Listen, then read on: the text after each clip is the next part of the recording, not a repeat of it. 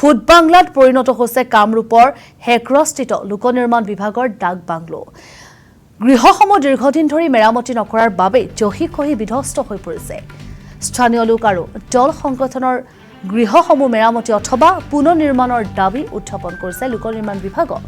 বাৰম্বাৰ দাবী জনোৱাৰ পাছতো ব্যৱস্থা নোলোৱাৰ বাবে অভিযোগ উত্থাপন কৰিছে বিভিন্ন দল সংগঠনে। লোক নিৰ্মাণ বিভাগৰ হেমাহিৰ বাবেই গৃহসমূহ জহি খহি যোৱাত ক্ষোভ বুজাইছে এতিয়া ব্যক্তি কৰিছে ৰাইজে। হাবি জংঘলেৰে আৱৰি ধৰিছে বাসগৃহসমূহ। হয়তো দৃশ্যাংশ দেখি আপোনালোকে প্ৰত্যক্ষ কৰিব পাৰিছে সঁচাকৈ যেন ফুড বাংলালৈ পৰিণত হৈছে কামৰূপৰ হেক্ৰস্থিত লোক নিৰ্মাণ বিভাগৰ ডাক বাংলোটো।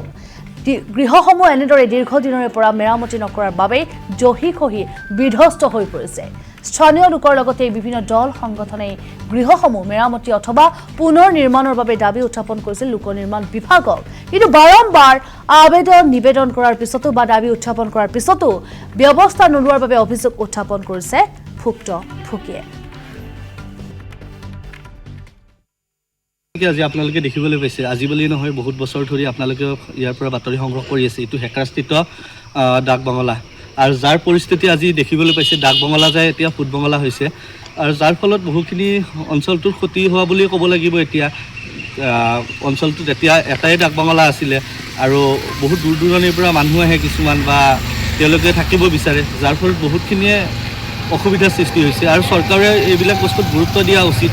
আজি ডাক বাংলাটোৰ অৱস্থা আজি আপোনালোকে দেখিবলৈ পাইছে, প্ৰায় জংঘলেৰে গোটেইখিনি আগুৰি ধৰিছে, প্ৰায় কেনেকুৱা এটা অৱস্থা। আৰু আপোনালোকৰ জৰিয়তে আমি দাবী জনাইছোঁ চৰকাৰক যাতে পুনৰ নিৰ্মাণ কৰে। আৰু এই বিষয়ে আপোনালোকে স্থানীয়ভাৱে অৱগত কৰাইছিল নেকি?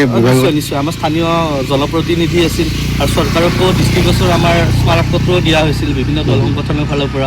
তাৰপিছতো তেওঁলোকৰ পৰা একো আমি সুফল লাভ কৰা নাই। এতিয়াও এনে কিমান বছৰৰ পৰা এনেকৈ জৰাজীৰ্ণ অৱস্থা? আমি সৰুৰ পৰাই দেখিবলৈ পাইছোঁ, প্ৰায় এনেকুৱাই হৈ আছে বৰ্তমান। আৰু বহুতখিনি ইয়াতে বস্তুও আছিল, বস্তুবিলাকো কি হ'ল বৰ্তমান সেইবিলাকক চৰকাৰে গুৰুত্ব দিয়া উচিত। আৰু স্থানীয় বিধায়ক কি দাবী জনাইছে? স্থানীয় বিধায়কো সেইটোৱে, আমাৰ নৱনিৰ্বাচিত বিধায়ক আছে, তেওঁকো অলপ গুৰুত্ব দিয়া উচিত।